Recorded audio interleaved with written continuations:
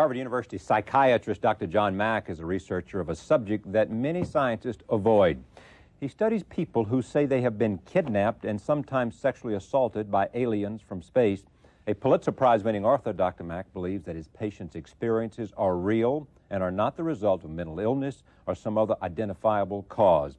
His account of their stories is called Abduction, and he joins me now, and I'm pleased to have him here. Welcome. Good to be here.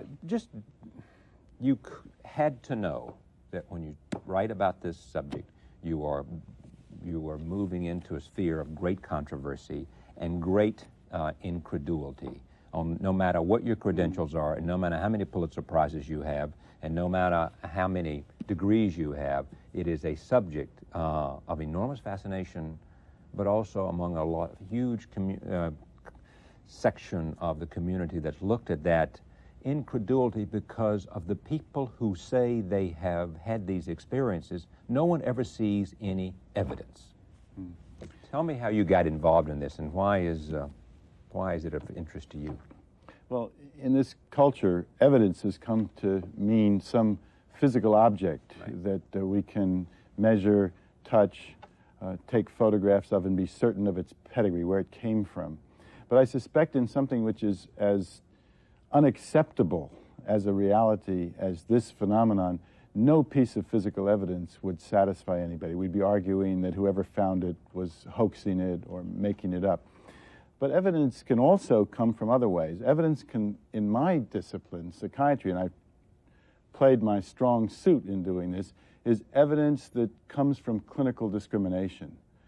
And what I found was... A discriminating look at clinical evidence. Exactly. In other words, you look and you listen to what a person has to say about their experience, and you say, what could this be? And nothing in my 40 years of working with people prepared me for this phenomenon. In other words, what people were telling me with doubt, incredulity themselves. No one has, in spite of what critics say, anything to gain, as far as I can tell from this. Nobody wants to be a member of this club. They want to be found wrong, the people that have had these experiences. They want to be told this can't be. They want to be told there's another explanation for what happened to you, and here it is, and therefore nothing's wrong with you, and you're not part of some... And these are, exactly, and these are people of sound mind, healthy people. By and large, they've been traumatized, many of them, by these experiences, but they're reporting in great detail narratives that are highly similar, which they have not gotten from the media. Most of these details are not in the media. They come forth reluctantly. They know who to talk to and who not to talk to, which is not true of people who have delusions, you know, or have come up with something which is a reflection of a mental illness. And the only thing that I know that behaves like that is real experience, where something has actually happened to these people. Then the question is, what has happened? Right. And that's where I've taken it. All right, but here, a couple of questions. One, did you approach it as a wanting to believe or as a huge skeptic? I approached it as a huge skeptic. I mean, this is simply not possible. Charlie, when I started this, and I heard about these accounts of people, first of all, I was unfamiliar with the phenomenon until about 5 years ago. I came at it totally fresh, had no investment in finding this to be true, not true, didn't even know about it. And when I heard about these accounts, that there was this man, Bud Hopkins, in New York, who took seriously stories of people that said they'd been taken by alien beings into space. This is ridiculous. It's utter nonsense. This can't be. To me, it could not be. This is not something that is possible. There can't be that kind of intelligence working in our universe. There must be something different to explain this thing. So to me, in spite of what critics say, I didn't come to establish the truth of this, and I was warned not to say you take this seriously, and it was a long time. It was 2 years before I wrote or spoke publicly about this. All right, tell me what your experience had been before that, just to give the audience a sense of who you were. I mean, you've written a book called Cultural Disorder. Was that the title of it? What was the title of the Pulitzer Prize-winning book about? Well, I wrote a biography of Lawrence of Arabia, the one that had so much to do with the current Middle East situation. And the subject of David Lean's great movie. Yeah, a Prince of Our Disorder. I've been interested in questions of human identity. I'm a psychoanalyst. I've done a number of clinical studies of human dreams, nightmares. I've been interested in adolescent suicide, what makes a teenager decide life is so hopeless they want to end it. I've worked a lot in areas of political psychology, what drives us to be so destructive collectively one to another. Nationalism, ethno-nationalism interests me. So I guess in a way this work, although I didn't, you don't calculate this at the time, grew out of this interest in some way, who are we? Are we these isolated people tearing at each other, trying to carve up the earth for our own purposes, or do we have some larger, expanded human identity? Maybe someplace in the depth of my soul there was something that resonated with this, but surely as a factual phenomenon, this was simply not possible when I started this. And when did you turn? When did you begin to say, I believe these people?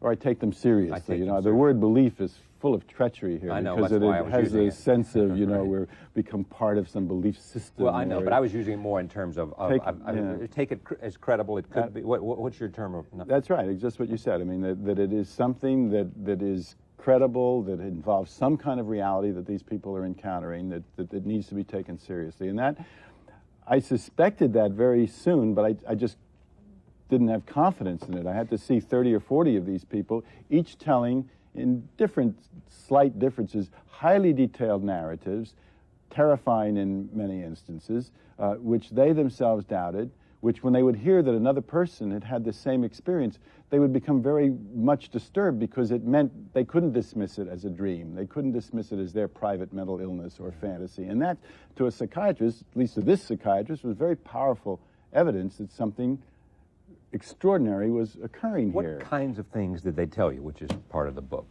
Well, the basic story is that a person is in their home or in a car, or in the case of one woman on a snowmobile, or in the case of children in the schoolyard, and a powerful beam of light comes, or they may hear a humming, and they're frightened, they may be paralyzed, they are moved by some energy. If it's in a house, they'll say floated down the hall. They may see these small beings, 3 feet, 3.5 feet tall, a kind of thing that you might think they would be hallucinating. The first response often to critics, well, they're hallucinating. But the fact that thousands of people are having the same images, doubting it, telling it with a great emotional power, that's not the way hallucinations work.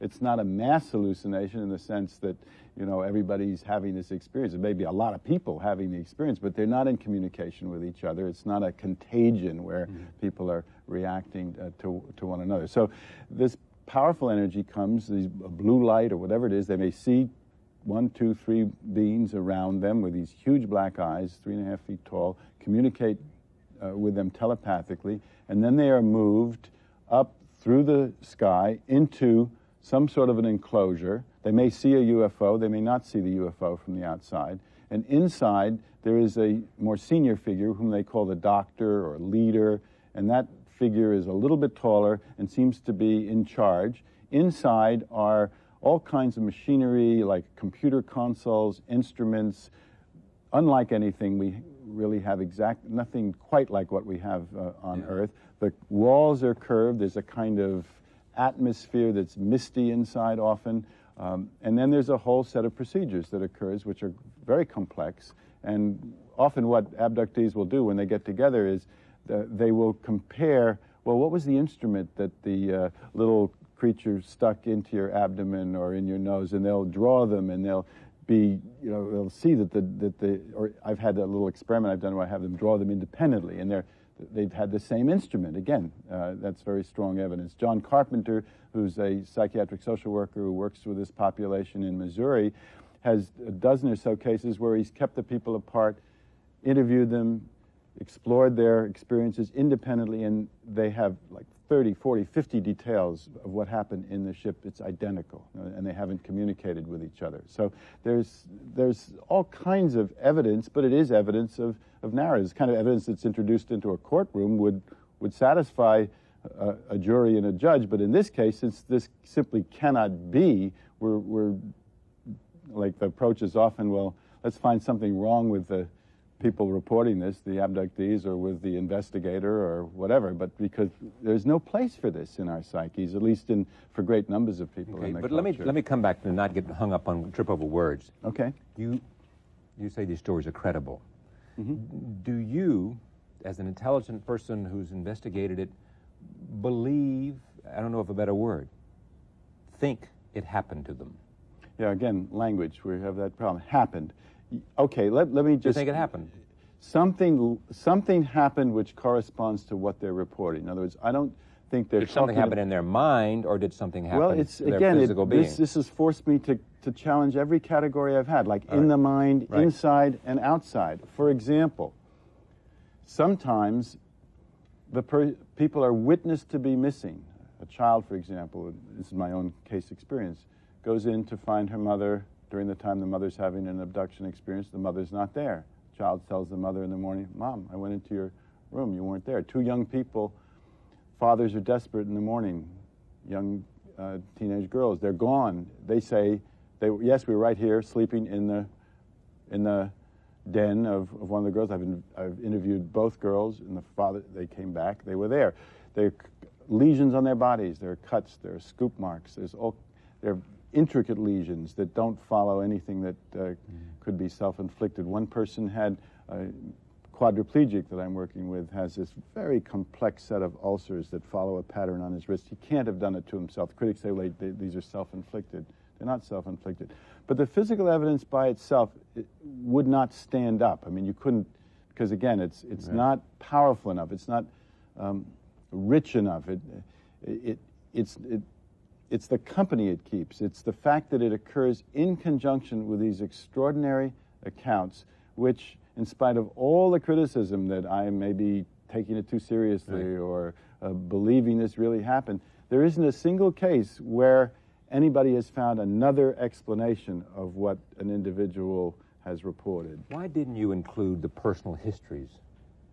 Well, I included a lot of personal history where I took detailed personal history in many cases. In some cases, as for example, Scott in the book, we interviewed practically everyone in the family, in the nuclear family, the brother, sister, parents.